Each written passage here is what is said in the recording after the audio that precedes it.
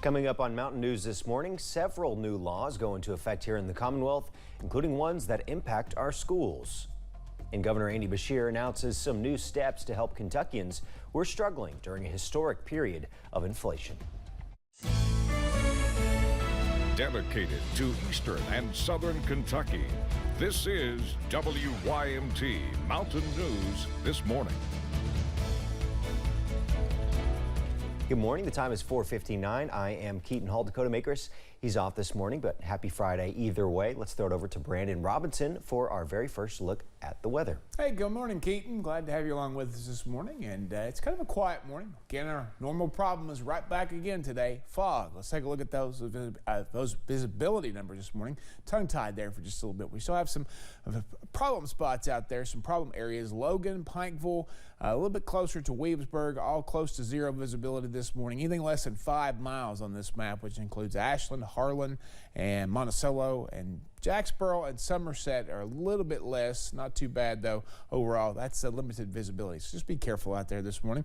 Temperatures a bit warmer, actually kind of similar to this time yesterday. 58 Clintwood, only 50 left on the board right now, but Wise is close at 61, 63 Hazard. 68 Jackson, looks like the hot spot to me this morning. 65 Prestonsburg, Pikeville, and Wayne. London, too. Somerset's at 66. Williamsburg and Middlesboro at 64 this morning. Dew points, not too bad out there. A little bit steamy in some spots, but overall, it's continuing to be a fairly nice start to the day. That will change, though, later. Sunshine comes up. We're going to see temperatures go up back into the upper 80s with mainly sunny skies this afternoon. Keaton? Thanks, Brandon.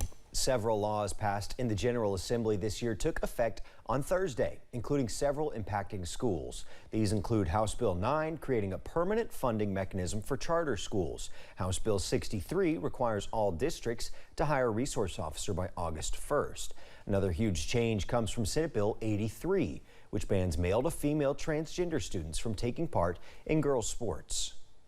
And when you talk about middle school extracurricular sports, I think the need to regulate it just seemed a little over the top to me. There's a clear and obvious physiological difference between male and female students, between boy and girl students.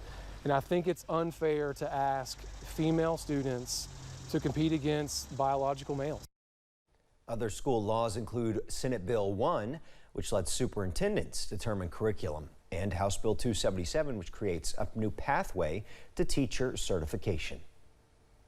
House Bill 215, also known as Dalton's Law, also began taking effect yesterday. It requires people convicted of trafficking fentanyl to serve harsher sentences. It's aimed at people who intentionally bring the opioid into Kentucky to sell. Dalton's Law makes importing fentanyl a felony.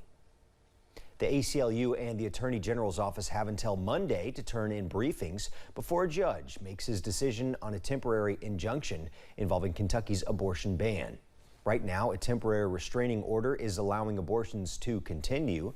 The state's trigger law banning almost all went into effect right after the U.S. Supreme Court overturned Roe v. Wade. The ACLU filed a lawsuit against it, saying it violates the state's constitution. Attorney General Daniel Cameron says the state constitution does not give rights to an abortion. If the judge grants the temporary injunction, abortions will be allowed to continue until the case is heard. Governor Andy Beshear was at the Kentucky Oil and Gas meeting in Lexington yesterday. While there, he discussed the increase in COVID cases in Kentucky. Cases, deaths, and hospitalizations are up. He says, though, people with serious illness is down. The governor says people have information to make decisions on their own. Both vaccinations and boosters were up last week as compared to the previous week. So people are paying attention, but they're making decisions based on their vaccination status and based on what they're willing to do now. Kentucky's positivity rate is also up to nearly 17%. Drivers are finally beginning to see some relief at the gas pump. AAA says Kentucky's average is at $4.28 per gallon. That's down about 18 cents from last week. The agency says that drop is in large part due to a drop in demand. Kentucky Gas saw the 5th largest drop in the country this week, behind Arizona, Texas, California, and Ohio.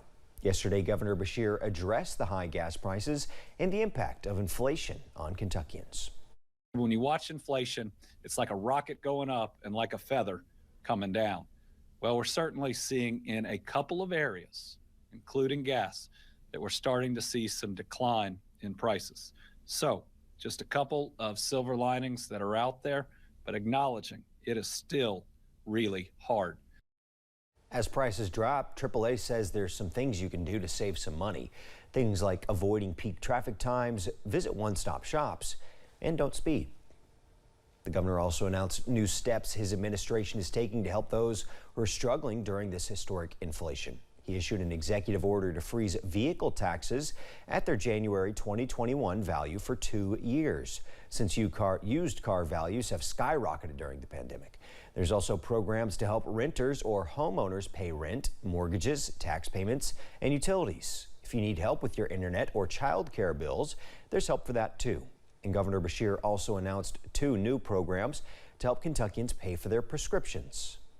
There's the Kentucky Prescription Assistance Program, the first of 2 new additions this week. It assists Kentuckians who cannot afford prescription medications with accessing drug manufacturers and pharmacy assistance programs. A network of more than 250 advocates across the Commonwealth serve Kentuckians with accessing free or reduced cost medication. You can learn more about all of these programs by going to governor.ky.gov/tips to save. Harlan County is looking for EMTs, as many other communities are also dealing with the shortage of vital personnel. The lack of emergency responders has led to longer wait times for patients. Judge Executive Dan Mosley says one of the biggest contributors to the shortage is ambulance services struggling to meet salary demands.